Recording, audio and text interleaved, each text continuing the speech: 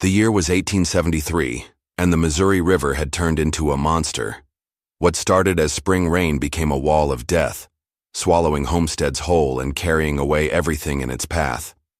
But when 17-year-old Abigail Fletcher dove into those churning waters to save 3 Sioux children, she had no idea that her act of courage would earn her something no white woman had ever received, a sacred honor that would bind her to a tribe forever and change the course of 2 people's destiny along the untamed frontier.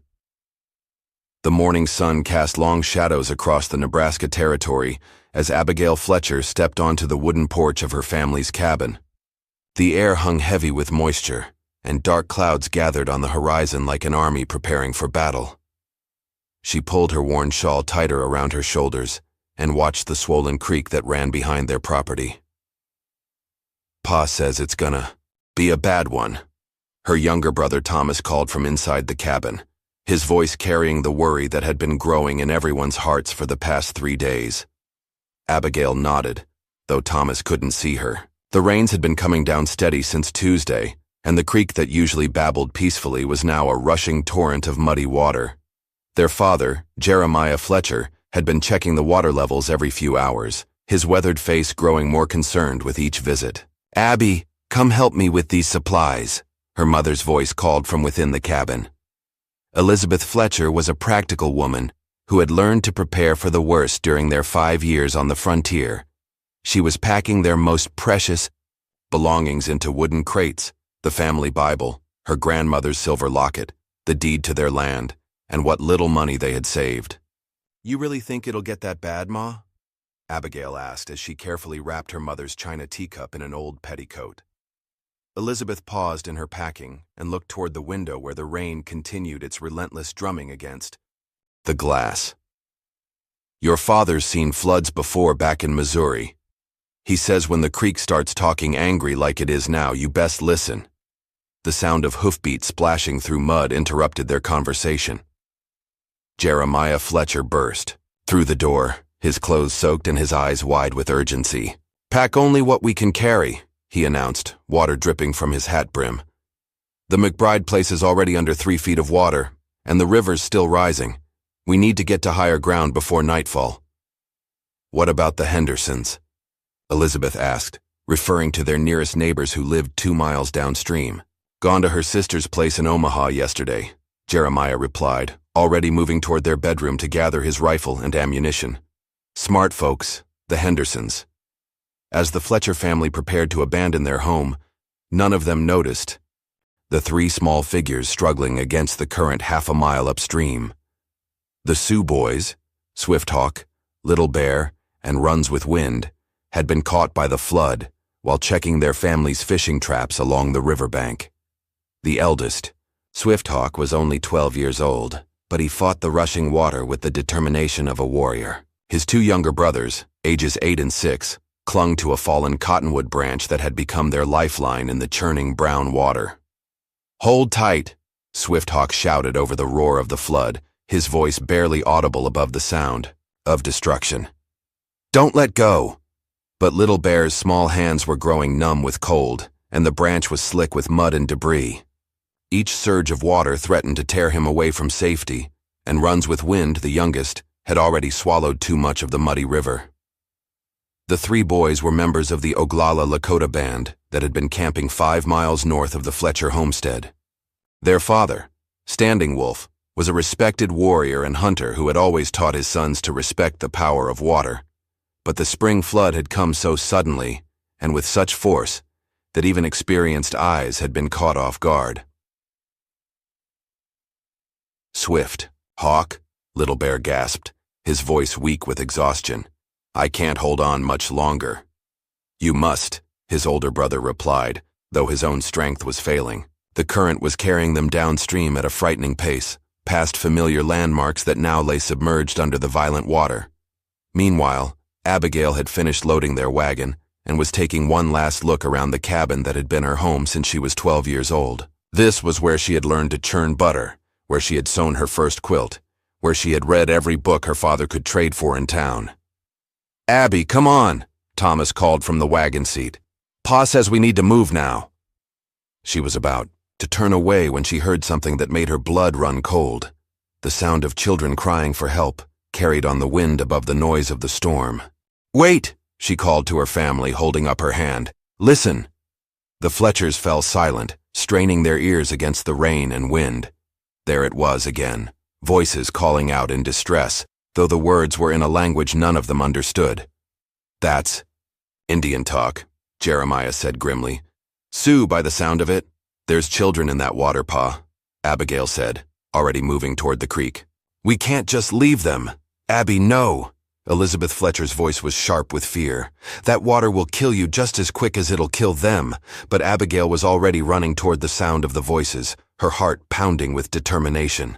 Through the sheets of rain, she could see 3 small heads bobbing in the water, clinging desperately to a piece of driftwood that was being swept downstream at a terrifying speed. Without hesitation, she kicked off her heavy boots and dove into the freezing water.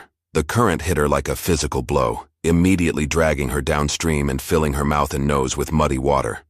For a moment, panic seized her as she realized the full power of the flood. The water was much deeper and faster than it had appeared from the bank, and debris, tree branches, fence posts, even a chicken coop, rushed past her in the brown torrent. But she could still hear the children crying, and that sound gave her strength. Fighting against the current, she managed to angle herself toward the 3 boys who were now only 50 yards away. "Hold on," she shouted in English, not knowing if they would understand. "I'm coming." Swifthawk saw the white girl swimming toward them and felt a surge of hope mixed with confusion. Why would one of the Washiq white people risk her life for Lakota children? His people and the settlers had an uneasy relationship at best, marked by mutual distrust and occasional violence. But there was no time to wonder about her motives. Little Bear was losing his grip on the branch, and Runs with Wind had gone under twice in the last few minutes. Abigail reached them just as Little Bear's hands finally gave out. Without thinking, she grabbed the 8-year-old boy and pulled him against her chest, treading water desperately as she tried to reach for the branch where the other 2 boys clung. "Take my hand," she gasped to Swifthawk, extending her free arm. The 12-year-old boy hesitated for only a moment before grabbing her wrist.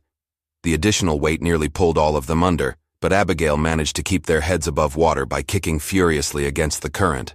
From the bank, Jeremiah Fletcher watched his daughters struggle with a mixture of pride and terror. He had already unhitched one of their horses and was preparing to ride downstream to a point where he might be able to throw them a rope. "Elizabeth, get that coil of rope from the wagon," he shouted over his shoulder, "and pray like you've never prayed before." In the water, Abigail was beginning to understand the full magnitude of what she had attempted. The 4 of them were being swept downstream at an incredible pace, and her strength was failing fast. The cold water was sapping her energy, and the weight of 3 children was more than she could manage for much longer. But just when despair began to creep into her heart, she saw salvation ahead. A large oak tree that had fallen across the creek, creating a natural dam that had caught a massive amount of debris. If she could maneuver them toward it, they might be able to climb to safety. "That tree," she shouted to Swifthawk, pointing ahead. "We need to reach that tree." The Sioux boy understood immediately and began kicking alongside her, adding his strength to hers as they fought to angle their path toward the fallen oak. Little Bear, though exhausted, managed to help by kicking his small legs, while Runs with Wind held tightly to Abigail's neck. The current swept them toward the tree faster than Abigail had expected. At the last moment, she managed to grab one of the larger branches, but the impact nearly tore her arm from its socket. For a terrifying moment, she thought she might lose her grip, and all 4 of them would be swept over the makeshift dam to certain death in the deeper water beyond. But Swifthawk was quick and strong. He grabbed another branch and helped pull them all toward the relative safety of the fallen tree trunk. "Climb up!"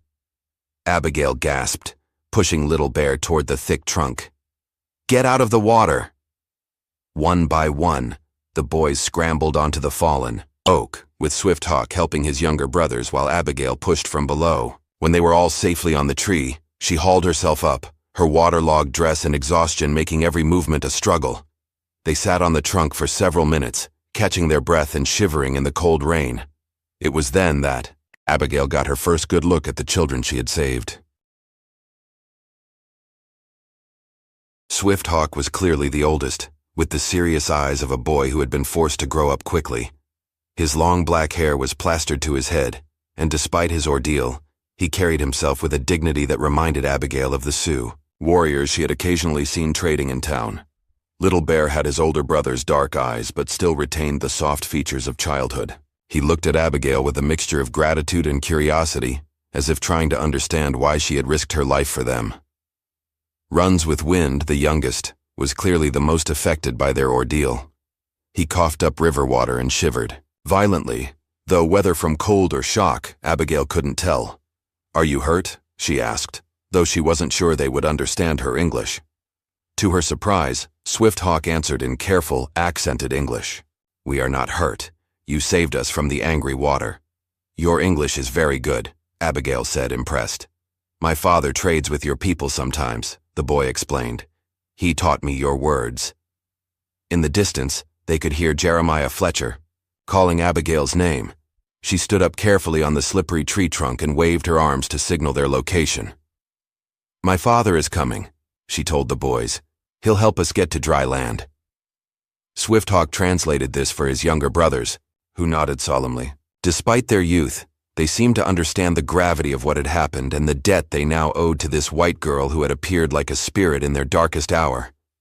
Within an hour, Jeremiah Fletcher had managed to get all 4 children safely to shore using a combination of ropes and careful maneuvering with his horse. The Sioux boys were taken to the Fletcher cabin, where Elizabeth immediately set about getting them into dry clothes and feeding them hot soup. It was a surreal scene, a white frontier family caring for 3 Lakota children while a flood raged outside their windows. The cultural divide that normally separated their people seemed suddenly meaningless in the face of human need and kindness. "What are your names?" Abigail asked as the boys sat wrapped in blankets by the fireplace. "I am Swift Hawk," the eldest replied. "These are my brothers, Little Bear and Runs with Wind. Our father is Standing Wolf of the Oglala Lakota." Jeremiah Fletcher's eyebrows rose at the mention of Standing Wolf. The name was known throughout the territory. He was said to be a formidable warrior and a man of great influence among his people. "Your father will be worried about you, Elizabeth," Fletcher said gently. "How can we get word to him that you're safe?" Swift Hawk considered this carefully. "When the water goes down, I will find the way back to our camp. But..." He paused, looking directly at Abigail. "First, I must speak to my father about what happened here today." The storm continued through the night, and the 3 Sioux boys slept on blankets near the fireplace while the Fletcher family kept watch. By morning, the rain had stopped, and the water levels were beginning to recede, though it would be days before the creek returned to its normal, peaceful flow. When Swift Hawk woke, he found Abigail sitting by the window, watching the muddy water that still covered much of their land. "You are troubled," he observed, settling beside her. "I'm thinking about what happens now," she admitted. "Your people and mine. We don't always get along so well." The 12-year-old boy nodded gravely. "This is true. There has been much anger between the Lakota and the Sioux, but you have shown me something different today." "What's that?" "That courage and kindness can exist in any heart, no matter what color the skin." His words were surprisingly mature for someone so young, and Abigail found herself seeing him not as a child, but as a young man who had been shaped by the harsh realities of frontier life. "Will your father be angry that you were helped by white people?" she asked. Swift Hawk was quiet for a long moment. "My father is a wise man. He will understand that a debt of honor has been created here. Among my people, such debts are taken very seriously." Later that morning, as the water continued to recede, Swift Hawk announced that it was time for them to return to their people. The boys had dried out their own clothes and were eager to rejoin their family, who would be frantic with worry.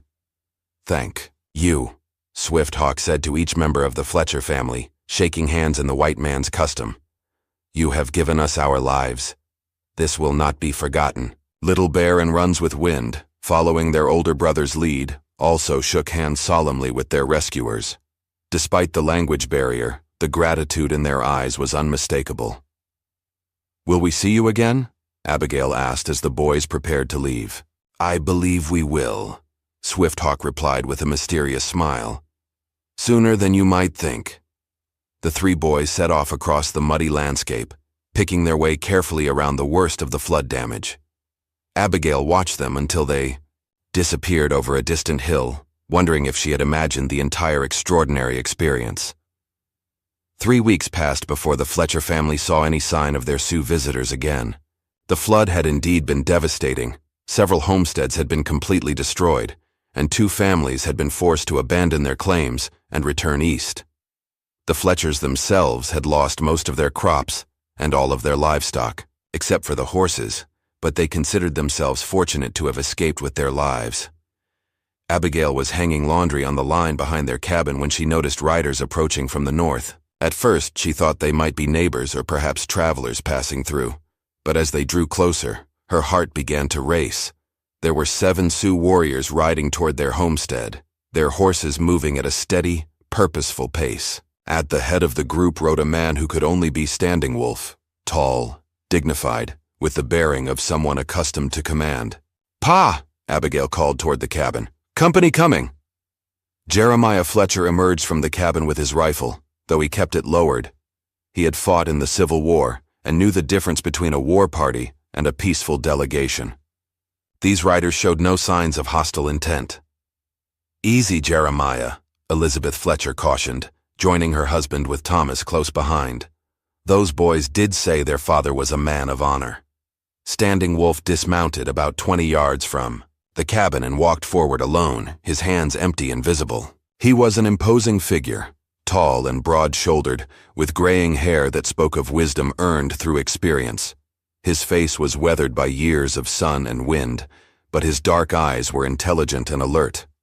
"I am Standing Wolf of the Oglala Lakota," he announced in careful English.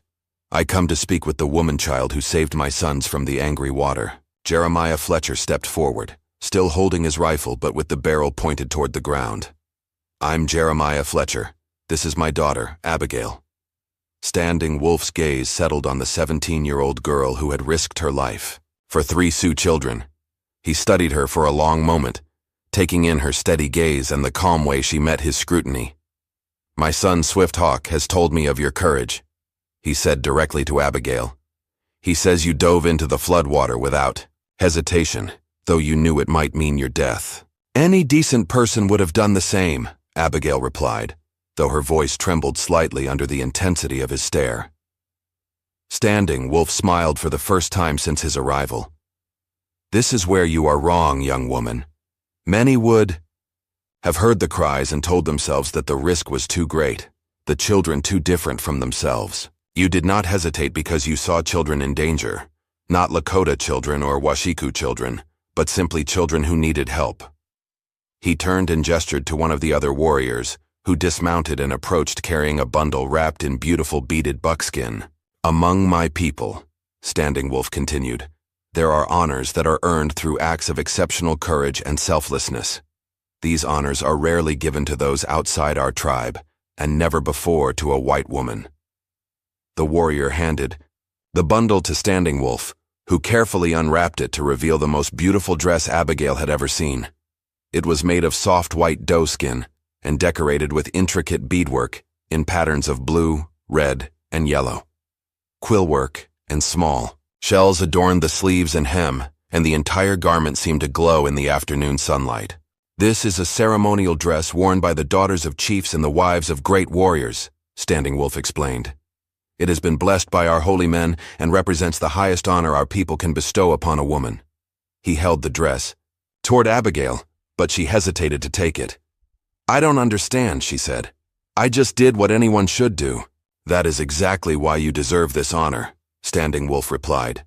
"You acted without thought of reward or recognition. You risked your life for children who were strangers to you, children of a people your own kind often consider enemies." Behind him, Swift Hawk had dismounted and now stepped forward. He looked different than he had 3 weeks ago, taller somehow, more confident. The experience of nearly drowning and being saved had clearly marked him in some important way. "Among the Lakota," Swift Hawk said, speaking to Abigail, "when someone saves a life, they become responsible for that life forever. But when someone saves a life with no thought of gain, with pure courage and kindness, they become something more. They become family. Standing, Wolf nodded approvingly at his son's words. Swifthawk speaks truly. By accepting this dress, you accept not just our gratitude, but our kinship. You become a daughter of the Oglala Lakota, with all the rights and responsibilities that brings. The implications of what he was saying began to dawn on Abigail. This wasn't just a gift, it was an adoption of sorts, a formal recognition that would change her relationship with the Sioux people forever. "What about my own family?" she asked, looking toward her parents who were watching the ceremony with amazement. "They remain your family," Standing Wolf assured her. "But now you have two families, two peoples who will honor and protect you. This is a bridge between our worlds that has never existed before." Jeremiah Fletcher stepped forward, clearly moved by what he was witnessing.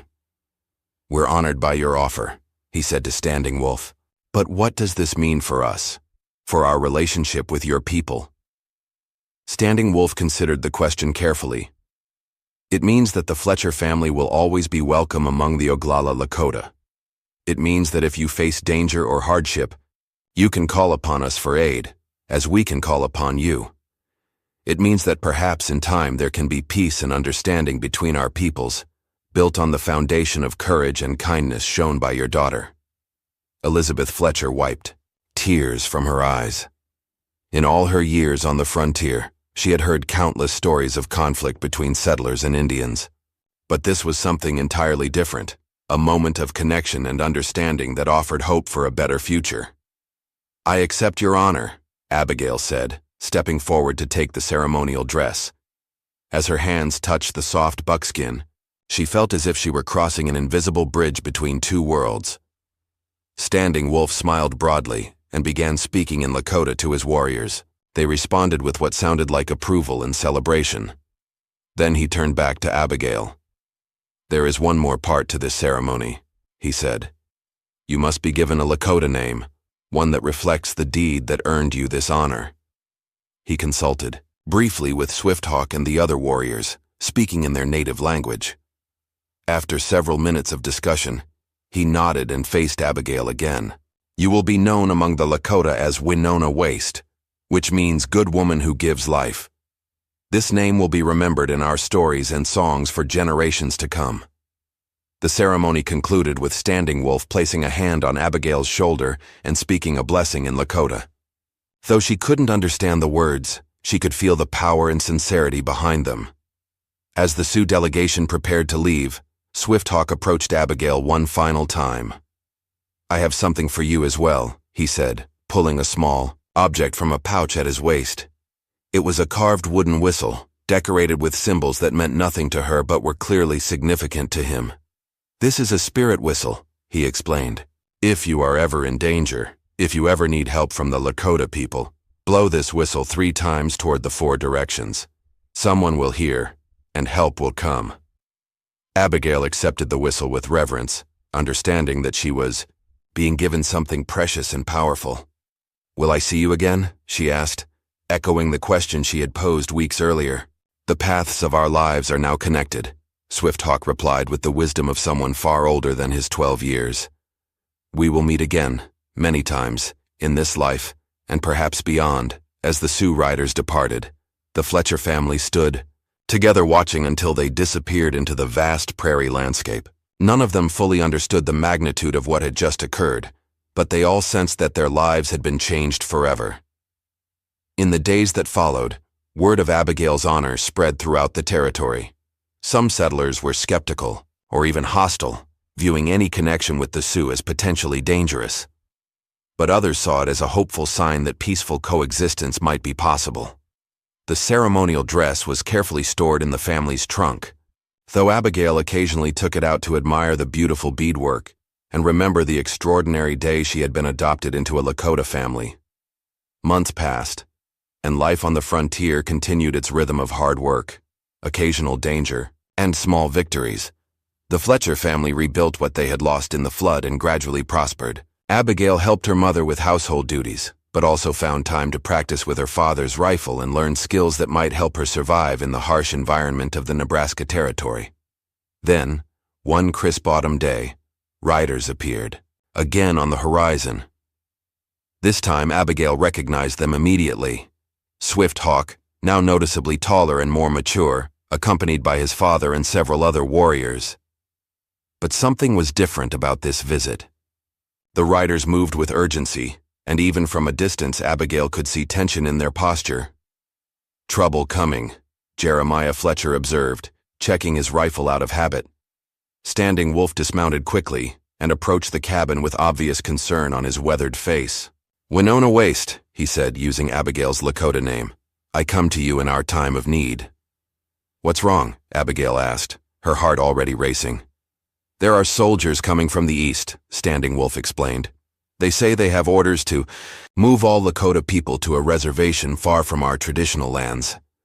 Some of our young warriors want to fight, but I know this will only bring death and suffering to our people." Swift Hawk stepped forward, his face grave beyond his 13 years. "My father hopes that you might speak to the soldier chief, as one who has been honored by our people but is still Washiku. Perhaps they will listen to you when they will not listen to us." The weight of what they were asking settled on Abigail's shoulders. They were asking her to serve as a bridge between two cultures, to use her unique position to prevent a conflict that could destroy lives on both sides. "I'll do whatever I can," she promised, though she had no idea what influence a 17-year-old frontier girl might have with military commanders. 2 days later, a cavalry unit of 30 soldiers arrived in the area, led by Captain Robert Morrison, a career Army officer with little experience dealing with Indian affairs. He was a man who saw the world in simple terms. Soldiers followed orders, civilians stayed out of the way, and Indians were obstacles to be managed or removed. Captain Morrison set up a temporary camp near the town of Cedar Ridge, 5 miles from the Fletcher homestead, and began making preparations to round up the local Sioux bands for relocation to a reservation in the Dakota Territory. Abigail rode into town with her father, wearing her best dress and carrying herself with the dignity that Standing Wolf had recognized in her. She found Captain Morrison reviewing maps in his tent, surrounded by the efficient bustle of military preparation. "Captain Morrison," she called from outside the tent. "I'm Abigail Fletcher. I'd like to speak with you about the Sioux people in this area." The captain emerged from his tent, a man in his 40s with graying hair and tired eyes. He looked at the young woman with barely concealed impatience. "Miss Fletcher, I appreciate your concern, but this is a military matter. The Indians in this territory are being relocated for their own safety and the safety of the settlers. It's already been decided." "But sir," Abigail persisted, "the Lakota people here have been peaceful. They've even helped settlers during times of trouble. There's no need for forced relocation." Captain Morrison's expression hardened. "Miss Fletcher, I've been dealing with Indian problems for 15 years. I've seen what happens when we try to be too accommodating. These people need to be on the reservation where they can be properly supervised and civilized. What if I could arrange a meeting between you and their leaders?" Abigail asked. "Standing Wolf is a wise man who wants peace. Maybe you could work out an arrangement that would let them stay on their traditional lands." The captain shook his head firmly. "My orders are clear, Miss Fletcher. All Sioux in this territory are to be relocated by the end of the month. I don't have the authority to change those orders, even if I wanted to." Abigail felt frustration building in her chest, but she forced herself to remain calm. "Captain, what if I told you that I've been formally adopted by the Oglala Lakota, that I have a legal and moral obligation to protect these people?" For the first time, Captain Morrison looked genuinely surprised. "Adopted? Miss Fletcher, I think you may be confused about the nature of your relationship with these Indians." "I'm not confused," Abigail replied, her voice gaining strength. "I was given the highest honor their people can bestow on a woman, in recognition of my saving 3 of their children from a flood. Among the Lakota, this makes me family, with all the responsibilities that entails." Captain Morrison studied her with new interest, perhaps recognizing something in her tone that suggested she was not a naive girl playing at Indian friendship. "Even if what you say is true," he said finally, "it doesn't change my orders. The government has decided that all Sioux people in this territory must be relocated. That decision was made far above my level of authority." "Then what about allowing them time to prepare?" Abigail asked, switching tactics. A forced march in late autumn could kill the elderly and the children. Couldn't you at least wait until spring? The captain considered this request more seriously. I might be able to delay the relocation until early spring, assuming the Indians cooperate fully and cause no trouble during the winter months. It wasn't the complete victory Abigail had hoped for, but it was something. I'll talk to Standing Wolf. I think he'll agree to those terms. When Abigail returned to the Lakota camp with news of her conversation with Captain Morrison, she found the people gathered in council, debating their response to the soldiers' arrival. The atmosphere was tense, with some warriors advocating resistance while the older leaders counseled patience and negotiation. Standing Wolf listened gravely as Abigail reported on her meeting with the captain. The soldier chief will wait until spring, she concluded, but only if everyone agrees to cooperate and remain peaceful through the winter. A young warrior named Red Cloud's son stood up angrily. Why should we trust the promises of the Washiku? They have broken every treaty they have ever made with our people. Because the alternative is war, Standing Wolf replied calmly. And war will bring death to our children and our elders, while the soldiers will simply be replaced by more soldiers. Swift Hawk, now recognized as a young man despite his age, spoke up. Winona Waste has shown us that not all white people are the same. She risked her life for Lakota children when she could have walked away. If she says the soldier chief will keep his word, then perhaps we should trust her judgment. The debate continued for hours, but eventually, Standing Wolf's wisdom and Abigail's influence carried the day. The Lakota people agreed to remain peaceful through the winter in exchange for time to prepare for the relocation. That winter became a time of strange peace and cooperation between the Lakota band and the local settlers. Abigail served as an unofficial ambassador between the two communities, helping to arrange trade agreements and resolve disputes before they could escalate into violence. She spent time in the Lakota camp, learning their language and customs while teaching English to some of the children. The ceremonial dress Standing Wolf had given her was brought out for special occasions, and she was treated with the respect due to an honored member of the tribe. But as spring approached, the reality of the coming relocation began to weigh heavily on everyone's minds. The Lakota people began preparing for a journey that would take them hundreds of miles from the lands where their ancestors were buried, where their sacred sites stood, where their whole way of life was rooted. It was during this time of preparation that tragedy struck. Swift Hawk had grown into a young man of 15, tall and strong like his father, with the same intelligent eyes and natural leadership qualities. He had become Abigail's closest friend among the Lakota people, and she had watched with pride as he developed into someone who could bridge the gap between the traditional ways and the changing world. But one day in early March, while hunting, alone in the hills north of the camp, Swift Hawk was thrown from his horse and struck his head on a rock. By the time search parties found him, he had been unconscious for hours in the cold spring rain. They carried him back to camp, where the medicine man did everything in his power to heal the young warrior. But Swift Hawk remained unconscious for 3 days, and when he finally woke, it became clear that his injury was more serious than anyone had hoped. Abigail was at his side when he opened his eyes, and she felt her heart break at what she saw there. The bright intelligence that had always defined Swift Hawk was dimmed, replaced by confusion and pain. Winona Waste, he said, his voice weak and uncertain. What happened to me? You fell from your horse, she explained gently. You've been hurt, but you're going to be all right. But even as she said the words, she knew they weren't true. Swift Hawk's coordination was affected, his speech was slower, and the sharp mental abilities that had made him a natural leader were clearly damaged. Standing Wolf sat by his son's side for hours, speaking to him in Lakota and trying to help him remember things that had become confused in his injured mind. The sight of the proud warrior father tending to his damaged son was heartbreaking to witness. The spirits are testing us, Standing Wolf said to Abigail one evening as they kept vigil beside Swift Hawk's bed. First the flood that nearly took my sons, then the soldiers who would take us from our lands, and now this injury that has taken my eldest son's mind.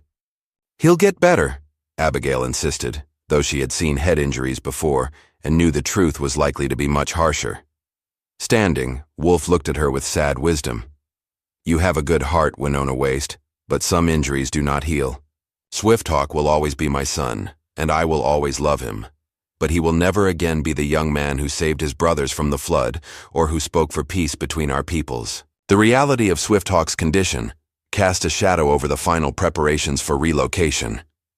He could walk and speak, but he needed constant care and supervision. The sharp, mature young man who had been developing into a leader of his people was gone, replaced by someone with the mind of a much younger child. When Captain Morrison returned in April to oversee the relocation, he found a Lakota community that had been fundamentally changed by tragedy. The spirit of resistance had been broken not by military force but by personal loss and the cruel randomness of fate. I'm sorry to hear about the boy, the captain said to Abigail when she told him about Swifthawk's accident. I remember him. From last fall, he seemed like an intelligent young man. Despite his gruff exterior, Captain Morrison had been moved by what he witnessed during the winter months. The cooperation between the settlers and the Lakota people had been unlike anything he had seen in his military career. There had been no raids, no thefts, no violence of any kind. Instead, he had observed trading, shared meals, and even joint efforts to help families on both sides who had faced hardships during the harsh winter. Captain, Abigail said, gathering her courage for one final plea. These people have kept every promise they made. They've shown that peaceful coexistence is possible. Isn't there any way they could stay? Morrison removed his hat and ran his fingers through his graying hair. Miss Fletcher, I've been a soldier for 23 years. I've followed orders I didn't like and done things that still keep me awake at night. But I've never seen anything like what's happened here this winter. He paused, looking toward the Lakota camp where families were loading their possessions onto travois and preparing for the long journey ahead. I've sent several reports to my superiors, he continued, detailing the peaceful cooperation we've witnessed. I've recommended that this band be allowed to remain on a small reservation here, close to their traditional lands, but, he shook his head sadly, the decision comes from Washington, and politicians don't see what we've seen here. So there's no hope? Abigail asked, her heart sinking. There's always hope, Morrison replied. But it may take time, perhaps years, for attitudes to change. What you've accomplished here, the bridge you've built between two peoples, that's something remarkable. Don't let anyone tell you it was meaningless. The day of departure arrived with a cold spring rain that seemed to mirror the sorrow in everyone's hearts. Abigail stood with her family, watching as the Lakota people prepared to leave the only home they had ever known. Standing Wolf approached her one final time, leading Swifthawk by the hand. The young man who had once been so sharp and articulate now moved with the uncertain steps of someone much younger, his eyes holding only fragments of their former intelligence. Winona Waste, Standing Wolf said, his voice heavy with emotion. Today we must say goodbye, but the bond between us will never be broken. Swifthawk looked at Abigail with confusion, as if trying to remember something important. You helped us, he said slowly, the words coming with great effort. In the water. You helped us. Tears flowed freely down Abigail's cheeks as she took his hands in hers. Yes, Swifthawk.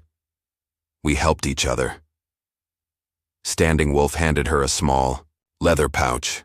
Inside this are sacred items from our people, a piece of the stone from our sacred mountains, tobacco blessed by our holy men, and a lock of hair from each of my sons. As long as you carry this, you carry a piece of the Lakota people with you. I don't know what to say, Abigail whispered. Say that you will remember us, Standing Wolf replied.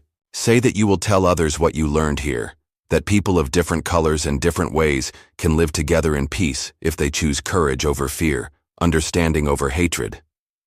I promise, Abigail said solemnly.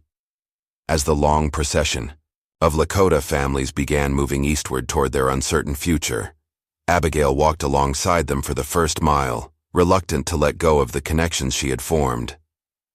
Little Bear and Runs with Wind, now 10 and 8 years old, had grown into strong, healthy boys despite their early brush with death in the flood.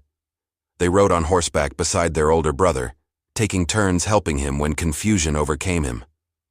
"Will we see you again, Winona Waste?" Little Bear asked in careful English. "I hope so," Abigail replied, though she had no idea if such a meeting would ever be possible. At the crest of a hill overlooking the valley that had been their home, Standing Wolf called a halt to the procession. The entire band turned to look back at the land they were leaving, the river where their children had played, the hills where their ancestors were buried, the places where they had hunted and celebrated and lived their lives according to the old ways. Standing Wolf raised his hand toward the valley and spoke in Lakota, his voice carrying clearly in the still air. Though Abigail couldn't understand all the words, she recognized it as a farewell, a blessing and a promise that the land would not be forgotten. Then he turned to face the long trail ahead, and the procession resumed its eastward journey. Abigail stood on the hilltop long after the last travois had disappeared from sight, holding the sacred pouch Standing Wolf had given her and trying to come to terms with the magnitude of what she had witnessed and participated in. Years passed. The Fletcher family prospered on their homestead, and Abigail grew into a woman of remarkable strength and wisdom. She married a kind man named Daniel Whitman, a teacher who had come west to establish schools for the growing number of settlements. Together, they built a life that honored both her frontier roots and her unique connection to the Lakota people. Abigail never forgot the promise she had made to Standing Wolf. She spoke often about her experiences with the Sioux, both to her own children and to anyone else who would listen. She became known throughout the territory as someone who understood both cultures and could help mediate disputes when they arose.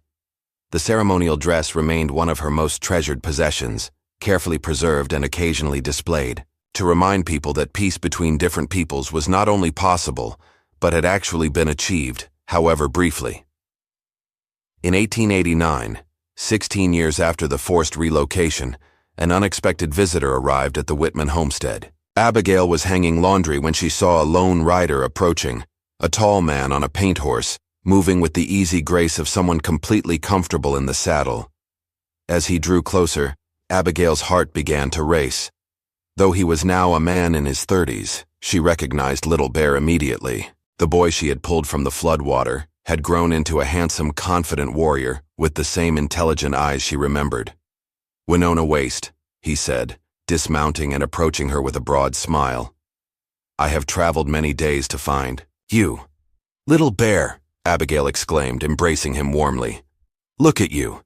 You've grown into such a fine man." "I am called Joseph Standing Bear now," he said, using the English name he had adopted. "I learned to read and write at the government school on the reservation. I have become a teacher myself, helping our children learn both the old ways and the new ways they will need to survive." They sat on the porch of the Whitman home, and Joseph told Abigail about the years since the relocation. Life on the reservation had been hard, he explained. Many of the older people had died from disease and heartbreak, unable to adapt to their new circumstances. But some, like his family, had found ways to preserve their culture while adapting to the changing world. "My father, Standing Wolf, lived until just 2 years ago," Joseph said. "He often spoke of you and the honor he had given you. He said you were proof that the Creator sometimes works through unexpected people to bring about his will." "And Swifthawk?" Abigail asked, though she feared the answer. Joseph's expression grew sad. "My brother died 5 years ago. His injury never healed, and his mind remained like that of a child. But he was happy, in his way. He remembered you, always, and whenever children at the reservation were in danger, in the river or from wild animals, he would tell them about the white woman who saved him from the angry water. He was a remarkable young man," Abigail said softly. "Even after his injury, he taught me so much about courage and dignity." "There is something else," Joseph said, reaching into a bundle he had brought with him. "Before my father died, he asked me to make a journey to find you. He wanted you to have this." He unwrapped a beautiful war bonnet, the sacred headdress worn only by the most honored warriors and chiefs. The eagle feathers were pristine, and each one represented an act of courage or a significant achievement. "This belonged to my father," Joseph explained. "Among our people, such a bonnet is never given to a woman, and certainly never to someone outside our tribe. But my father said that you had earned the right to wear it through your courage and the bridge you built between our peoples." Abigail was stunned. She understood the magnitude of what she was being offered. Not just a beautiful artifact, but recognition as a warrior in her own right. Someone who had fought for peace and understanding in a time of conflict and hatred. "I'm deeply honored," she said, accepting the bonnet with reverence. "But I'm not sure I deserve such recognition." "My father said you would say that." Joseph smiled. "He said that humility was one of the reasons you deserved it. You never sought glory or recognition for what you did. You simply acted with courage and kindness when others were paralyzed by fear and prejudice." They talked through the afternoon, sharing stories and memories. Joseph told her about his work as a teacher and his efforts to help his people adapt to life on the reservation while maintaining their cultural identity. Abigail shared news about the territory, which was rapidly changing as more settlers arrived, and the frontier gradually disappeared. "There is something I must tell you," Joseph said as the sun began to set. "The government is planning to break up the reservation lands and give individual plots to families. They call it the Dawes Act. Many of our people oppose it, but I think it may give us opportunities to return to our traditional lands, perhaps even to this valley." Abigail felt a surge of hope. "Do you think that's possible?" "I've been saving money and learning about property law," Joseph replied. "If individual Lakota families can purchase land like any other Americans, then perhaps some of us can come home. It would not be the same as the old days, but it would be a beginning." Before he left the next morning, Joseph made Abigail a promise. "I will work to bring some of our people back to this place. And when I do, the first thing I will build is a monument to commemorate what happened here. The flood, the rescue, the honor given to a white woman, and the proof that two peoples can live together in peace." "What about Runs with Wind?" Abigail asked. "How is your youngest brother?" Joseph's face lit up with pride. "He has become a medicine man, trained in both the old healing ways and the new medicine taught by white doctors. He says that you saving his life gave him a special responsibility to save other lives. He has helped many people, both Indian and white."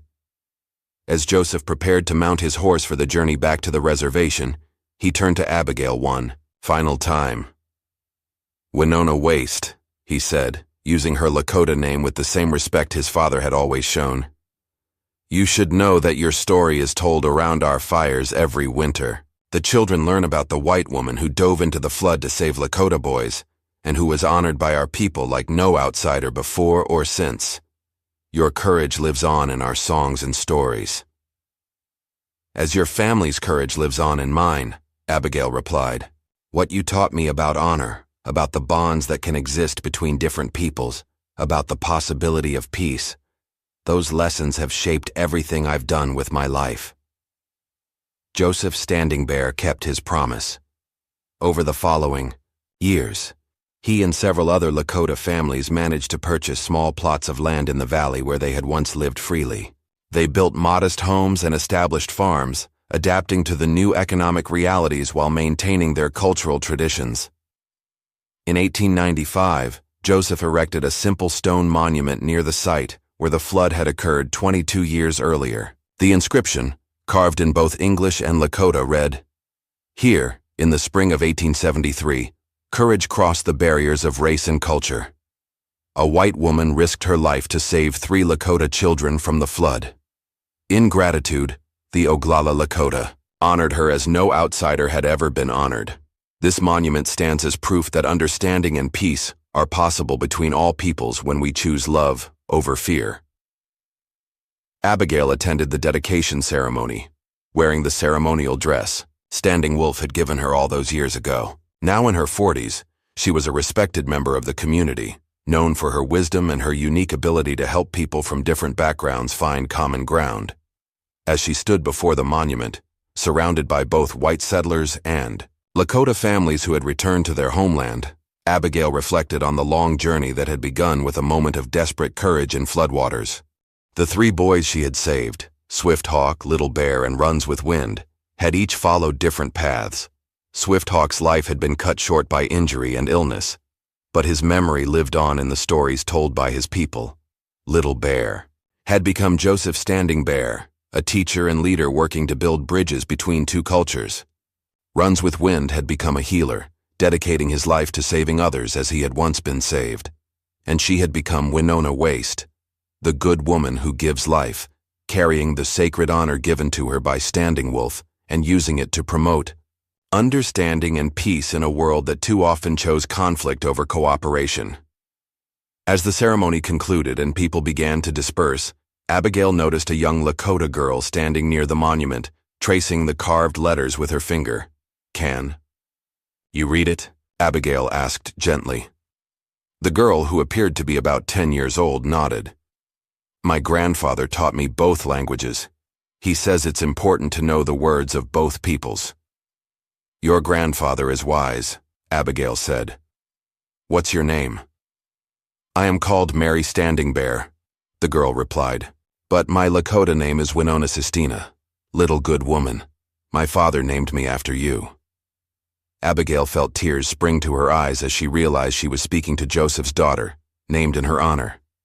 "Your father is a remarkable man," she said. "He has worked very hard to bring your people home." "He says you showed him that courage is not about fighting or being strong," Mary replied. "He says real courage is about doing what is right, even when it is dangerous or difficult." As the sun set over the valley where two peoples had learned to live together in peace, Abigail knew that the honor Standing Wolf had given her would continue to live on, not just in monuments or ceremonies, but in the hearts and minds of future generations who would carry forward the lesson that understanding and compassion could triumph over fear and hatred. The sacred pouch Standing Wolf had given her remained one of her most treasured possessions, a reminder that some bonds transcend race, culture, and time, and the ceremonial dress, now displayed in a place of honor in her home, served as proof that courage could indeed earn recognition and respect across any divide. Years later, when Abigail was an old woman surrounded by children and grandchildren, she would still tell the story of the flood, the rescue, and the honor that changed her life forever. And those children would grow up knowing that heroes come in all colors and cultures, and that sometimes the greatest honor comes not from conquest or dominance, but from the simple act of saving a life, or 3 lives, when no one else would try.